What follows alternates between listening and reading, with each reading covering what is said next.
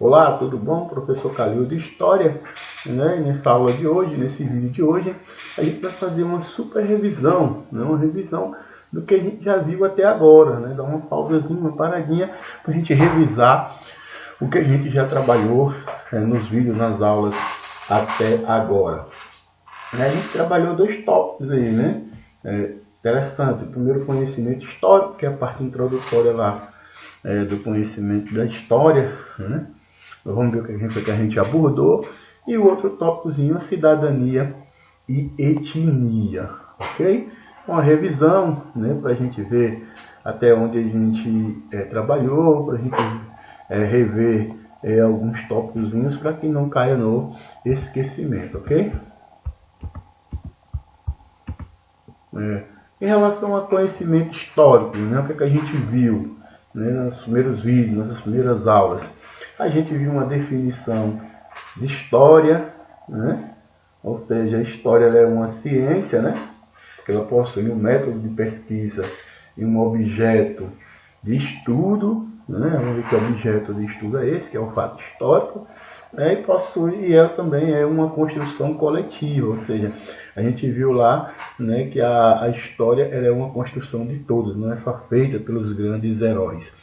A gente viu também as chamadas correntes historiográficas, acho que você não está me lembrado um pouco, né, que é aquela versão da história, né, que só valorizava os grandes heróis, né, que dá nome de avenidas, né, como se só essas pessoas importantes tivessem feito a história. Como a gente viu na definição que história é uma construção coletiva, né, tem uma outra corrente da história que diz, né, que estuda também, né, além dos grandes acontecimentos, dos grandes vultos da história, como era chamado antigamente, né, estuda também outras partes importantes da história, como a história da mulher, né, e coloca também a história aí como uma construção coletiva, não só dos grandes heróis.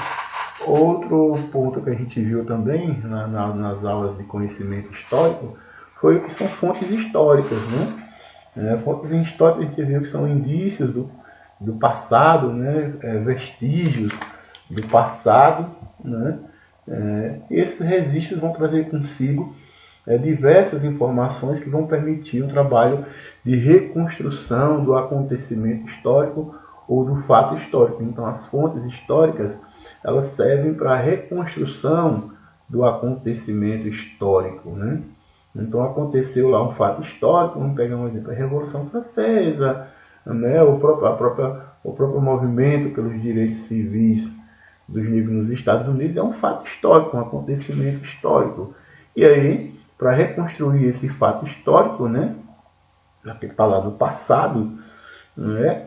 O historiador, né, para reconstruir esse fato histórico, ele vai atrás das chamadas fontes históricas, né, que são indícios, não é o fato histórico em si. As fontes históricas são indícios, são vestígios, são pedaços daquele fato que aconteceu. E aí, quanto mais fontes o historiador tiver, mais preciso vai ser a reconstrução desses fatos históricos.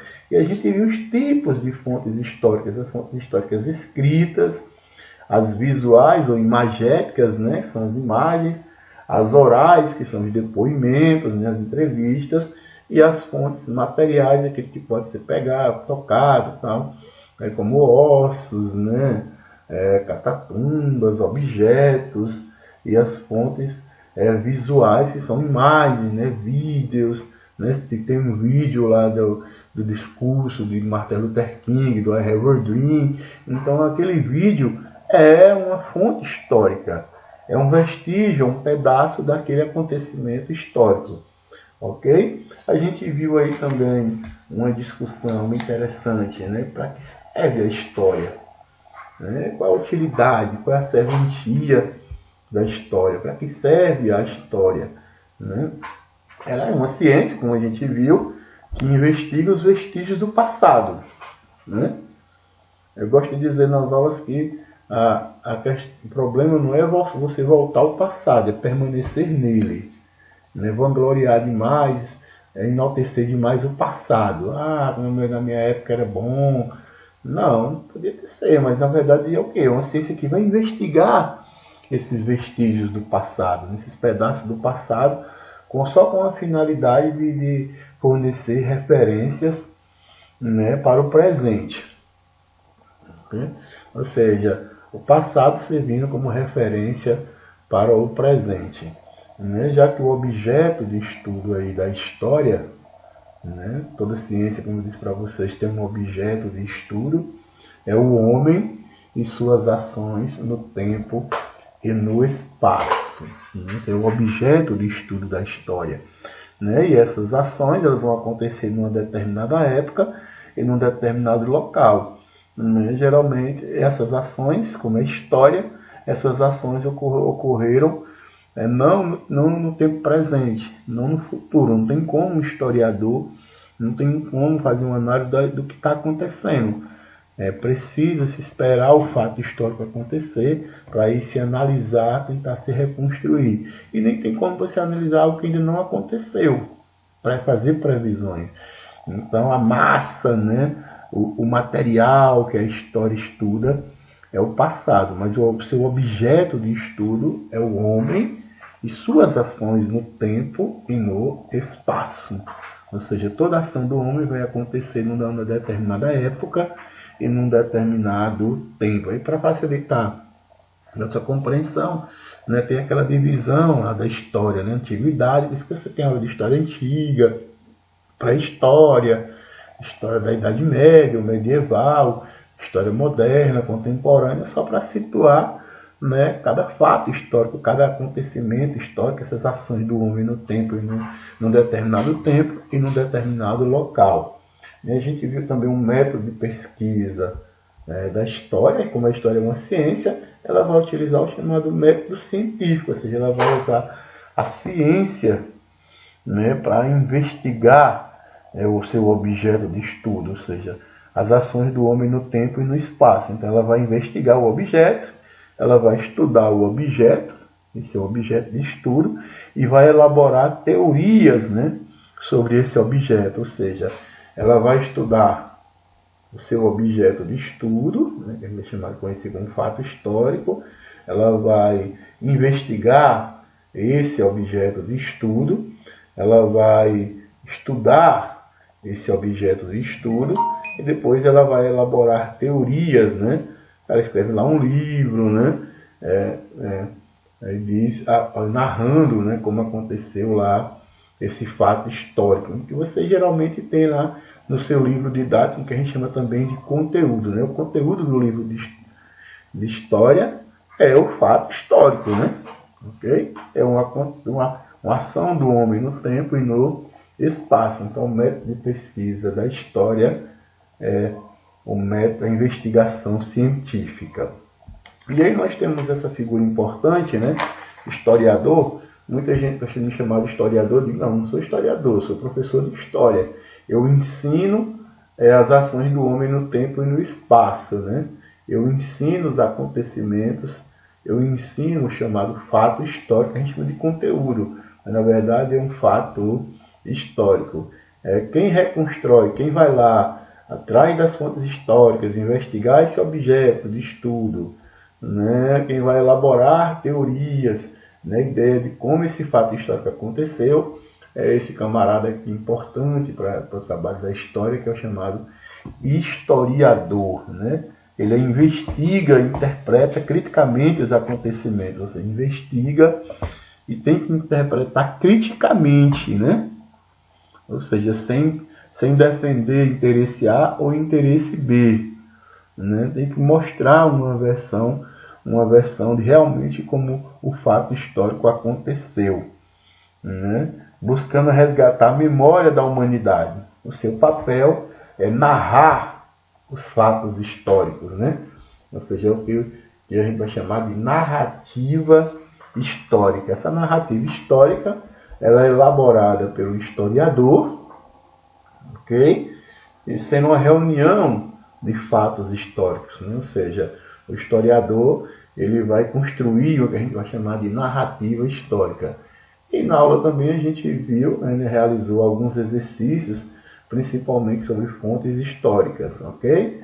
Está lá no CIEP Minhas Matérias, né? Está lá também no Google Classroom, né? Se você quiser revisar, correr atrás, dar uma olhadinha lá, um pouco mais sobre conhecimento histórico. O outro conteúdo, outro assunto que a gente viu até agora, né, foi a chamada cidadania e etnia. Né? Vai falar também essa ideia de construção da cidadania, mas ligada à ideia da etnia, da raça. Né? Inicialmente a gente trabalhou a definição de preconceito, de discriminação e de racismo, até para a gente poder diferenciar o que é preconceito, o que é discriminação e o que é racismo. A gente viu lá, como diz, um preconceito, né? Um conceito antecipado que é elaborado. A discriminação já parte para a ideia de segregar, de separar, né?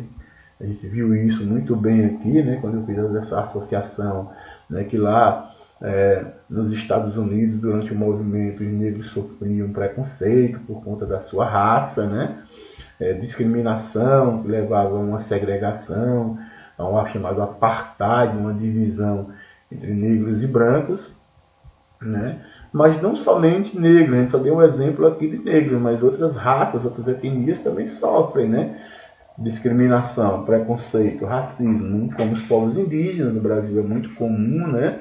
As pessoas que têm uma orientação sexual diferente da nossa, né? A mulher também sofre muito preconceito, sofre discriminação, né? Por ganhar salários menores, nessa ideia de que a mulher é um ser equivocada, de que a mulher é um ser inferior, e aí há uma série de discriminação em relação principalmente a gênero e raça e orientação sexual no Brasil. Sem esquecer também a discriminação, né, que algumas denominações religiosas acabam sofrendo. A gente só colocou a ideia de preconceito, discriminação e de racismo associada à ideia lá do negro, mas outras raças também, como eu citei, povos indígenas, né, algumas religiões, principalmente as religiões ligadas às matrizes africanas, sofrem bastante discriminação. E o racismo, né? O racismo é uma teoria, né?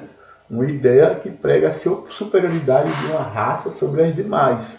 Ou seja, o racista acha que sua raça é superior às outras. Né? E a gente viu, né, um racismo também muito evidente aqui, quando a gente trabalhou o movimento pelos direitos civis dos negros nos Estados Unidos. O outro tópico que a gente abordou, né, também dentro de cidadania e etnia, foi o movimento, a luta pelos direitos civis dos negros nos Estados Unidos. A gente fez um contexto histórico, né, que lá na Guerra Civil Americana, né, a parte sul e a parte norte, né, a parte da Guerra Civil, né, que é a parte sulista, ela se manteve ainda escravocrata, então teve essa origem aí escravocrata, né, dos negros. Então aqueles negros que estavam lutando ali por direitos, embora seja na década de 70, na década de 80, mas os seus antepassados, os seus avós, bisavós tinham sido escravos e que não tinham sido inseridos na sociedade, ok? E aí vem de toda uma construção, né, histórica de preconceito, de discriminação, de racismo em relação ao negro, né, principalmente na parte lá sulista, como a gente viu. A gente viu os objetivos também do movimento, né, ou seja, quais eram os objetivos. Inicia, né, com a luta por direitos, né, civis, básicos, de ir e vir, de votar, né, mas aí se amplia por igualdade racial, né, até descambar aí, levar também a objetivos maiores, né, que é a igualdade entre negros e brancos, acabando com o preconceito, com a discriminação e no racismo. A gente viu que essa luta ainda continua, né? E viu aí que essa luta ainda continua. Embora esse movimento aí, ele tem um período, né, de que as ações do homem acontecem em um determinado tempo, em um determinado espaço, né? A gente viu que esse movimento durou lá dos anos 70 até o início dos anos 80, mas essa luta ainda continua, ela teve uma retomada.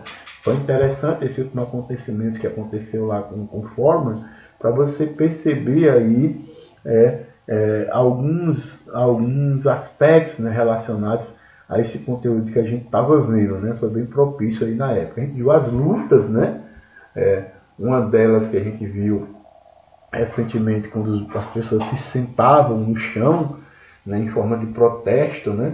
Lá no movimento pelos direitos civis do negro nos Estados Unidos, né? Que a gente tratou, né? Era o protesto contra o apartheid, né? Contra a segregação, né? Já que negros e brancos tinham que ocupar lugares diferentes.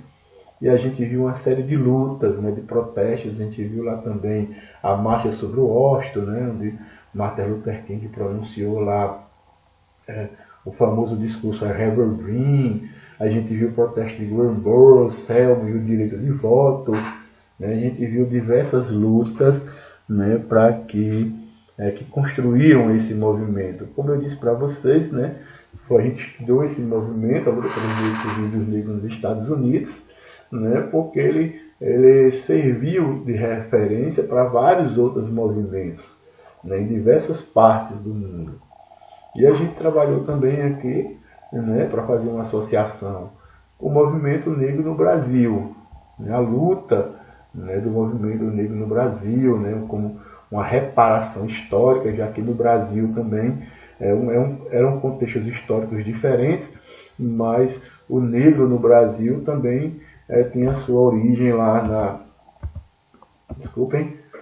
tem a sua origem lá seus antepassados também passaram por um processo de escravidão, né, de discriminação, de racismo, toda uma teoria racista, né, e a luta do movimento negro atual, para você ficar bastante atento, né?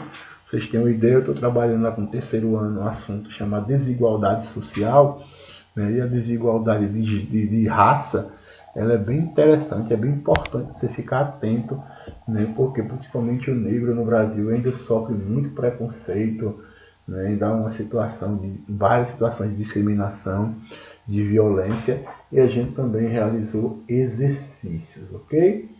Essa foi uma revisão, né, e só relembrando que a gente trabalhou até agora, né? Qualquer coisa, né, você pega lá no CIEP, em minhas matérias, onde está esse material, né? Esse vídeo aqui com essa super revisão eu vou colocar no YouTube e no Classroom institucional, né, que você está tendo acesso agora. E aí, qualquer dúvida, você posta lá um comentário no YouTube, ou posta lá um comentário, uma dúvida lá no Google Classroom institucional, que a gente tenta tirar e sanar suas dúvidas, ok? Um abraço.